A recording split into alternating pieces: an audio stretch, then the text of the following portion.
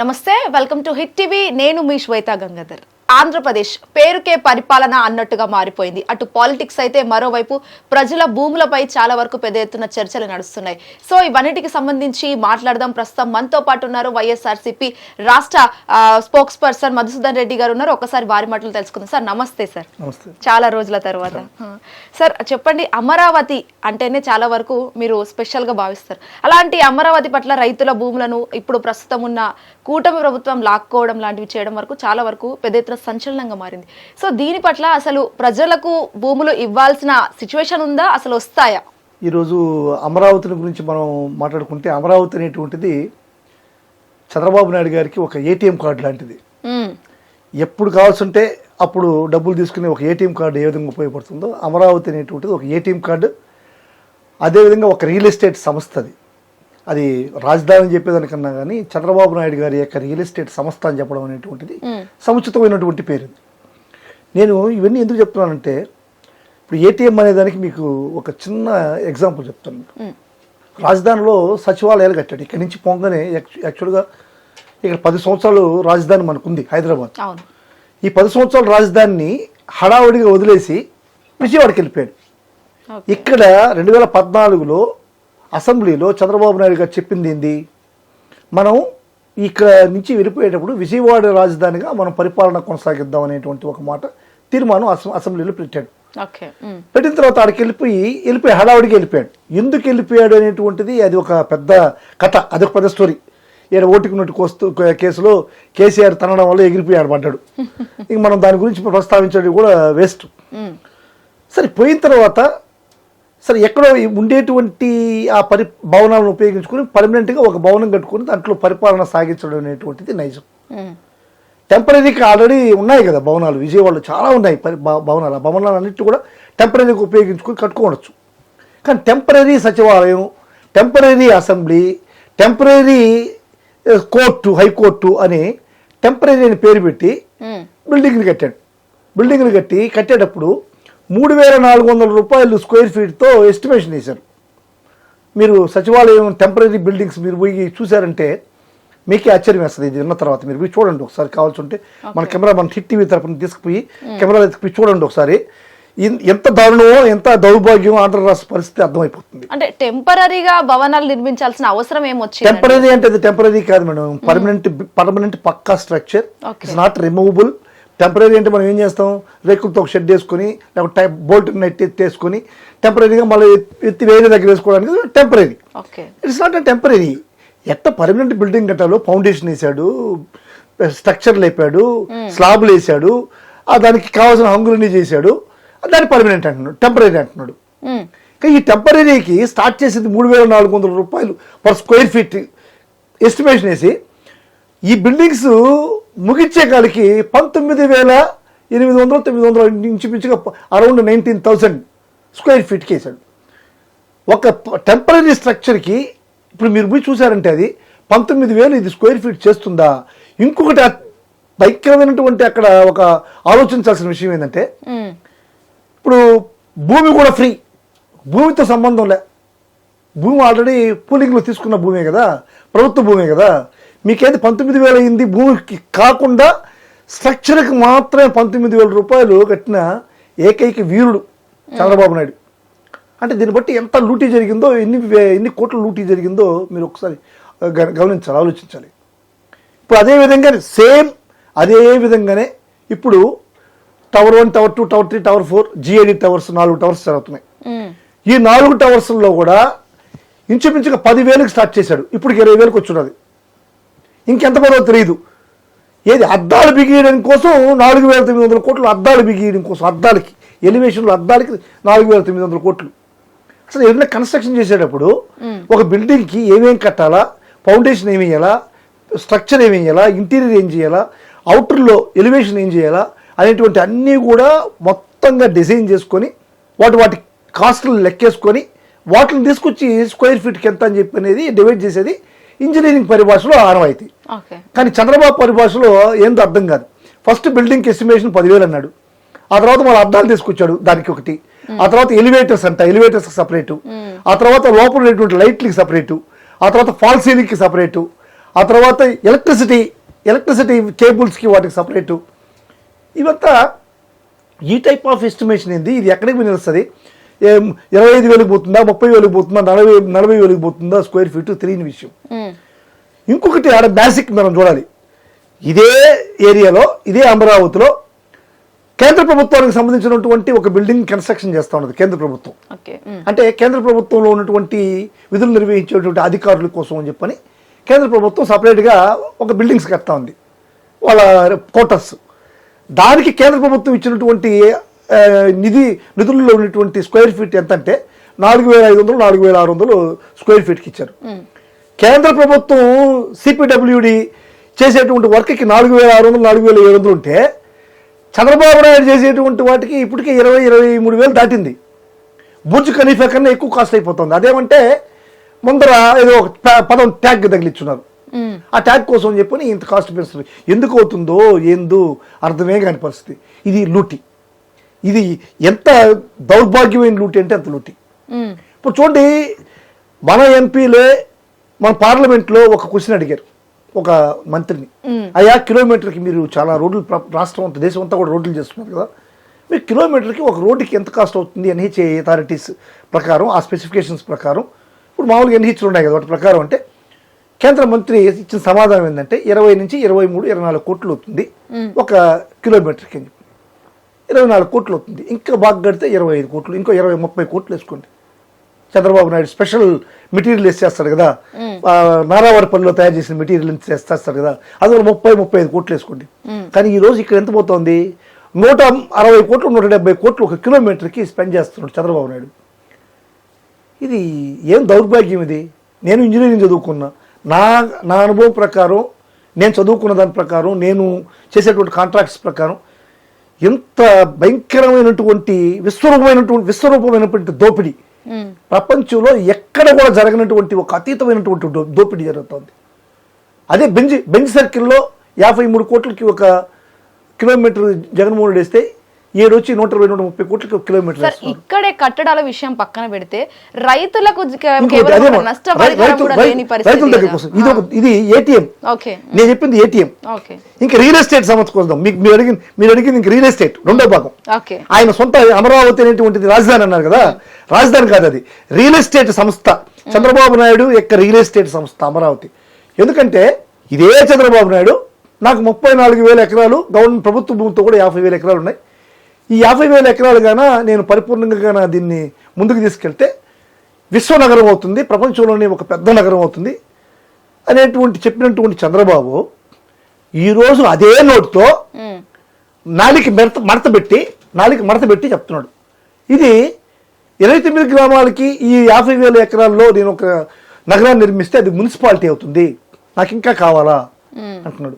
ఎక్కడ దాకా కావాలా తెలియదు, ఎందుకు కావాలా తెలియదు. ఇప్పుడు తీసుకున్నటువంటి ఉండవల్లి, పెనుమాక గ్రామాల్లో సీడ్ యాక్సెస్ రోడ్డు కోసం అక్విజేషన్ చేస్తున్నారు. నేను చంద్రబాబు నాయుడు గారిని సూటిగా అడుగుతున్నా, ఇప్పుడు తీసుకున్నటువంటి 50,000 ఎకరాలకి ఏదైతే 34,000 ఎకరాలు రైతుల దగ్గర నుంచి తీసుకున్నారో, ఈ రైతుల దగ్గర నుంచి తీసుకున్నటువంటి రైతులకి మీరు ఫ్లాట్లు అలాట్ చేశారా? ఎన్ని ఫ్లాట్లు అలాట్ చేశారు? ఎక్కడ అలాట్ చేశారు?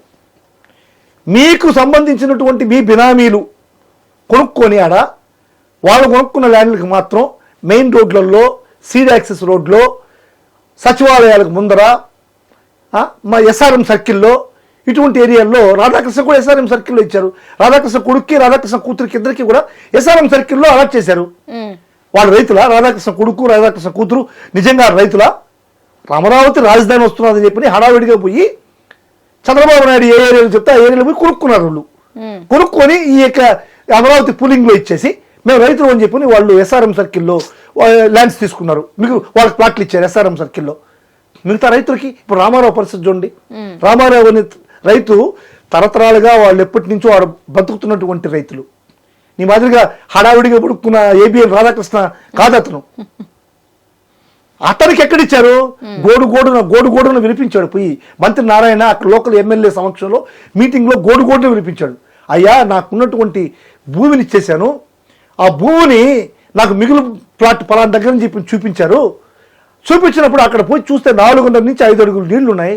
ఆ నీళ్ళల్లో ప్లాట్ ఇచ్చారయ్యా, ఆ నీళ్ళల్లో ఉండే ప్లాట్ ఎన్నో ఒక చెరువులో ఇచ్చారయ్యా, ఆ చెరువులో ఉండేటువంటి ప్లాట్ నేను ఏం చేసుకునేది, నేనేం చేసుకుని ఏం తిని బతికేది అని చెప్పి గోడున ఏడుస్తూ సీడ్ యాక్సెస్ రోడ్కి ఇల్లు కూడా పోయింది.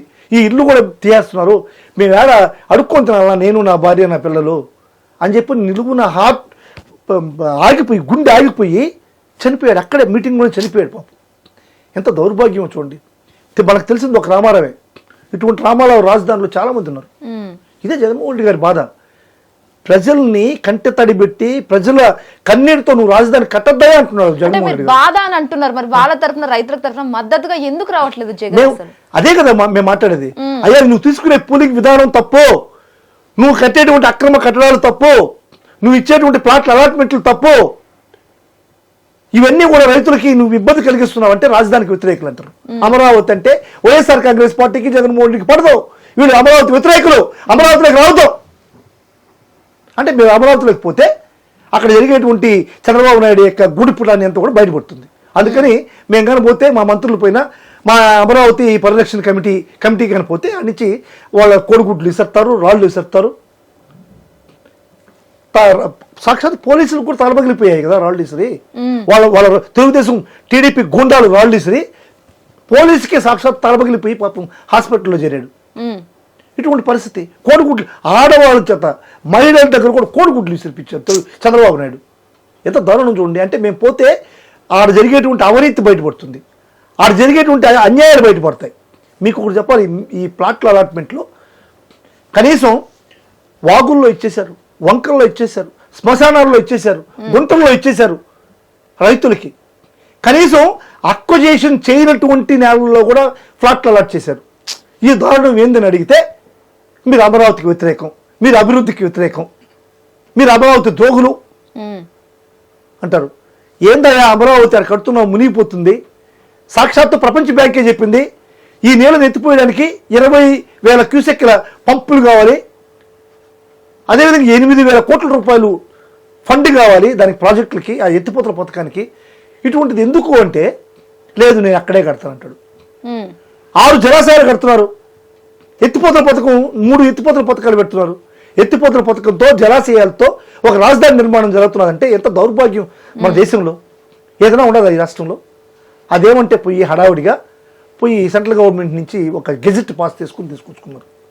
అదేమంటే గెజెట్ సెంట్రల్ ప్రభుత్వం, కేంద్ర ప్రభుత్వం మాకు ఇదే అమరావతి అని చెప్పి గెజెట్ పాస్ చేసింది, అయినా కానీ మీరు ఏ విధంగా మాట్లాడతారు అని చెప్పని వైఎస్ఆర్ కాంగ్రెస్ పైన ఎదురుదాడి, జగన్మోహన్ రెడ్డి గారి మీద ఎదురుదాడి.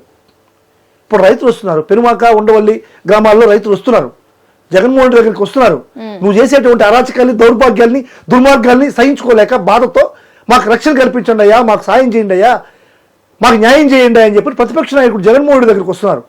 వచ్చినప్పుడు ఆ రైతులు ఏం చెప్తారో విన్నాడు. విన్న తర్వాత ఈ రైతులు చెప్పింది నిజమా కాదా అని చెప్పని మేము క్రాస్ చెక్ చేసుకోవాలి కదా పార్టీ తరపు నుంచి. రైతులు చెప్పారని చెప్పి జగన్మోహన్ రెడ్డి గారు మాట్లాడలేరుగా. క్రాస్ చెక్ చేసుకుని నిజంగా రైతులు చెప్పింది నిజమా అబద్ధమా, ఆ జరుగుతున్నది అన్యాయమా అక్రమమా, రైతులు ఏమైనా అబద్ధాలు చెప్తున్నారని చెప్పి క్రాస్ చెక్ చేసుకోవాల్సిన అవసరం ఉంది కదా. ఆ క్రాస్ చెకింగ్ కోసమే ఒక సిఆర్డీఏ పరిరక్షణ కమిటీ అని చెప్పిన ఒక కమిటీ, ఈ political committee CRD Amaravati political committee ఒక కమిటీని, 2 కమిటీలని ఆడికి పంపించడానికి జరిగింది. ఆడికి పోతే వీళ్ళు పోతే ఆడ జరిగేటువంటి అన్యాయాలన్నా కూడా నిజం అని చెప్పి జగన్మోహన్ రెడ్డికి చెప్తారు. అందుకనే పెనుమాకలోకి రానియకుండా ఉండవల్లిలోనే అరెస్ట్ చేశారు, ఉండవల్లిలోనే ఎదుర్కొన్నారు. ఉండవల్లిలో ఎదుర్కోవాల్సిన అవసరం ఏమొచ్చింది వాళ్ళకి? పెనుమాకలో రైతులు ఉండవల్లికి వచ్చారా? రాదు కదా. మరి ఉండవల్లిలో ఉండేది ఎవరు? రౌడీలు, టీడీపీ రౌడీలు, గుండాలా? వాళ్ళ చేత రాళ్ళు, కోడిగుడ్లు ఇసురు పారిచ్చారు. అదేమని చెప్పని వైఎస్ఆర్ కాంగ్రెస్ పార్టీ నాయకులు, మంత్రులు కేసు పెడితే ఈ విధంగా మమ్మల్ని దౌర్జన్యంగా ఎదుర్కొన్నారని చెప్పని కేసు ఏమని రిజిస్టర్ చేసింది ప్రభుత్వం? ఈ పోలీసులు గుర్తు తెలియని వ్యక్తులు అంట. ఎవరు కొట్టారంటే గుర్తు తెలియని వ్యక్తులు. వైఎస్ఆర్ కాంగ్రెస్ పార్టీ నాయకులు ఇచ్చినటువంటి ఒక పిటిషన్ మీద వీళ్ళు ఎఫ్ఐఆర్ కట్టింది ఏంటంటే గుర్తు తెలియని వ్యక్తులు దాడికి వచ్చారని. పోలీసు వ్యవస్థలకి, చంద్రబాబు నాయుడికి, హోంమంత్రికి చెప్తున్నా, హోంమంత్రికి కళ్ళు లేవా? కళ్ళు లేకుంటే నేను ఒక వీడియో పంపిస్తా చూడమ్మా, నువ్వు వీడియో పంపిస్తాను చూడు. ఎన్ని మాధ్యమాల్లో, ప్రసార మాధ్యమాల్లో, అన్ని టీవీల్లో వీడియోలు వచ్చాయి. రౌండ్లెస్ చూపించారు కదా మీ వాళ్ళే, ఏబిఎన్, మహా టీవీ వాళ్ళు రౌండ్లెస్ చూపించారు. రౌండ్లో ఉండే వ్యక్తులు ఎవరో మీకు తెలియలే? కళ్ళు కనపడవా? ఎక్కడున్నా ఇక్కడ కళ్ళు నీకు హోంమంత్రి? గుర్తు తెలియని వ్యక్తులు ఎందుకు రాస్తావు? సరే, గుర్తు తెలియని వ్యక్తులు రాసావు అప్పుడు, మరి ఇప్పుడున్నా రాసావా? వాళ్ళ పేర్లు పెట్టావా? ఇదా ప్రభుత్వం వైనం? ఇదా నిజమైన ప్రభుత్వం? ఇంత నీచమైనటువంటి ప్రభుత్వం, ఇంత నీచమైనటువంటి దోపిడీ రాష్ట్రంలో కానీ ప్రపంచ దేశాల్లో ఎక్కడా లేదు. ప్రపంచ దేశాల్లో అవినీతిమయం, అక్రమమయం, దోపిడీమయం, దౌర్జన్యాలమయం అనేటువంటి ర్యాంకులు ఇస్తే చంద్రబాబు నాయుడు ఫస్ట్ ర్యాంక్. అంటే గతంలో కూడా మీరే అధికారంలో ఉన్నారు. మీరున్నప్పుడు మరి మీరేం చేసినారు? అమరావతికి కావచ్చు, అక్కడ ఉండేవాళ్ళు రైతులు కానీ మీరేం చేసినారు? అసలు మాకు ఏం చేసామంటే వచ్చిన 2 సంవత్సరాలు కరోనా, 2 సంవత్సరాలు కరోనా పోను, ఇంక 2.5 సంవత్సరం కరోనా పోను, ఇంకో 2.5 సంవత్సరం ఉంది. ఈ 2.5 సంవత్సరంలో జగన్మోహన్ రెడ్డి గారు చాలా క్లియర్గా ఆ రోజు అమరావతిలో ఇంత ఎత్తుకు పెట్టుబడులు పెట్టడం అనేటువంటిది మంచిది కాదు, లక్షల కోట్లు, ఈరోజు 2 లక్షల కోట్లు అవుతుంది. ఈరోజు చంద్రబాబు నాయుడు అది సెల్ఫ్ సస్టైన్డ్ ప్రాజెక్ట్ అని చెప్పిన అమరావతిని డిక్లేర్ చేసి 47,000 కోట్ల రూపాయలు అప్పు తెచ్చావు. వివిధ బ్యాంకుల నుంచి 47,000 కోట్లు అప్పు తెచ్చావు. నువ్వు బడ్జెట్లోంచి కూడా ఫండ్ అలొకేట్ చేసావు. దాన్ని సెల్ఫ్ సస్టైన్డ్ ప్రాజెక్ట్ కదా, మరి ఎందుకు నువ్వు బడ్జెట్లోంచి ఫండ్ అలొకేట్ చేసావు? చంద్రబాబు నాయుడు చెప్పాల్సిన అవసరం లేదు ప్రజలకి. మా డబ్బులంతా ఎతకు రాజధానిలో పెట్టేస్తే మేమేమైపోవాలా? అందువల్ల ఇప్పుడున్నటువంటి ఆర్థిక పరిస్థితుల్లో ఇప్పుడు ఈ 2 సంవత్సరాల్లోనే చంద్రబాబు నాయుడు 3,75,000 కోట్ల రూపాయల అప్పులు తెచ్చాడు.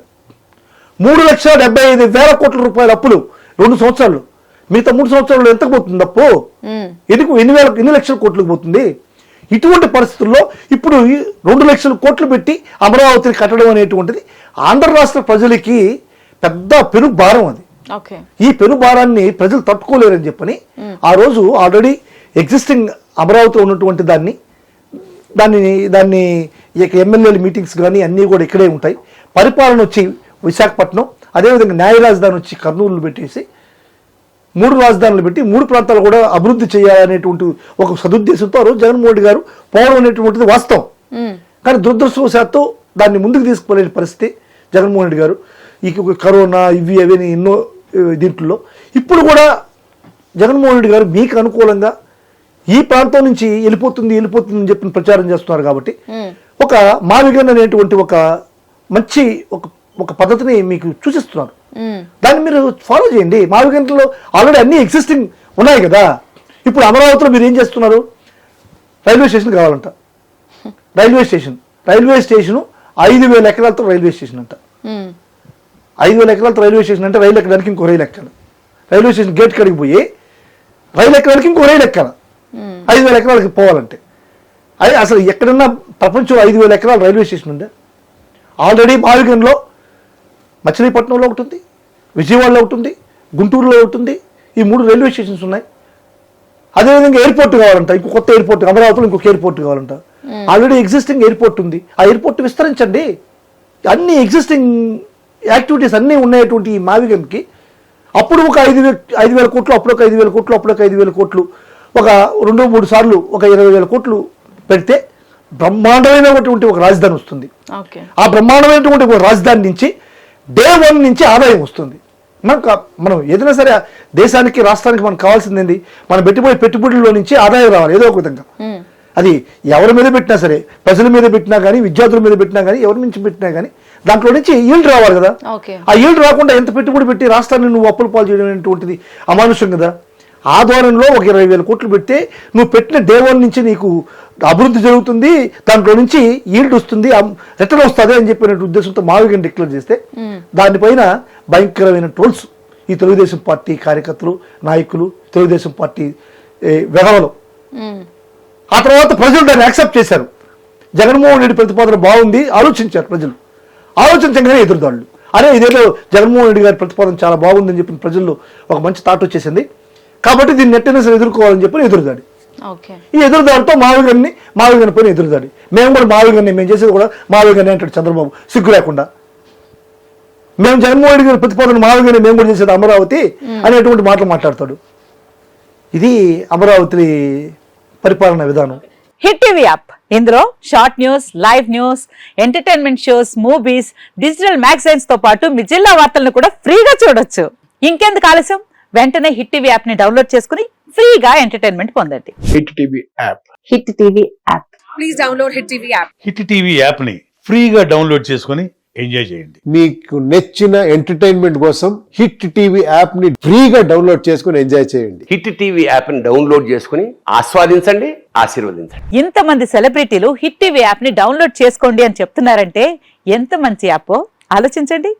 అమెరికా అమెరికా అమెరికా అమెరికాలో చదవాలనుకునే వాళ్ళకి విశ్వసనీయమైన పేరు మన శౌర్య consultancy. UK Law 1 Year Masters. UK Law 1 Year Masters. 2 years work permit up to 5 years visa. Contact Saurya Consultancy. Contact 89851 89851.